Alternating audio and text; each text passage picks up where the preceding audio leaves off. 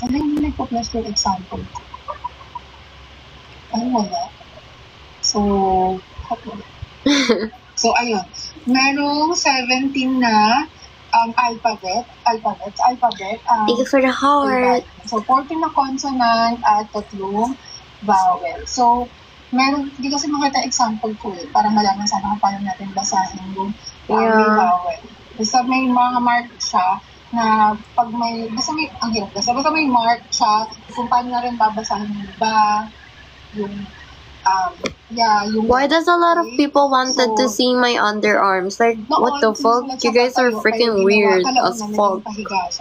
So, wait, let me block you. Pagsulat ng tula, okay? My God. Steps, katulad sa Doctrina Christiana, gumamit tayo ng baybayin. Okay? So, saan ba siya nagmula? Nagmula siya sa Taoist school. Okay? Tapos na-influensyahan siya mula sa Indian at Southeast Asian cultures. What do you mean, okay? Hi, Born. Why is your name like that? Born.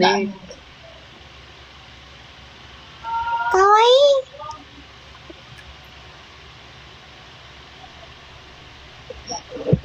So, next na. Sayang hindi mapakita yung example ng pangkatilis.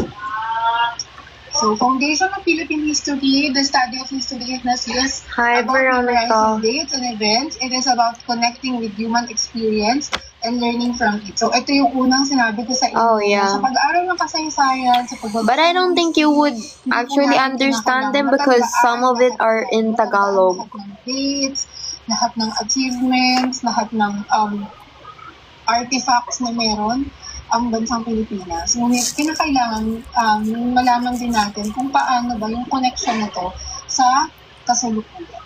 Okay? Naiintindihan po ba? May natutunan po ba sa araw na ito? Yes, a lot. More ba? Pwede na tayong Hi, Kim. Yes. Sorry. So, hanggang 10 pa naman tayo, pero ibibigay ko na sa inyo yung oras na yun. Magpahinga kayo. Sana walang magkakasakit, walang maliligo sa ulan. Yes. At sana, sige, Candelario, may question po ba? Ma'am, magkakaroon po tayo ng first quiz regarding sa lesson po natin. Mag-a-announce ako kung magkakaroon tayo ng quiz or yung next meeting. Okay, antayin nyo na lang yung announcement ko siguro Wednesday.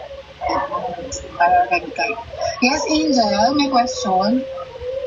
Pwede po pa ng PPT. Hindi po po nasulat yung PPT. Sige. Magsasata lang siya ma'am ng PPT. Okay, so ayun lang naman.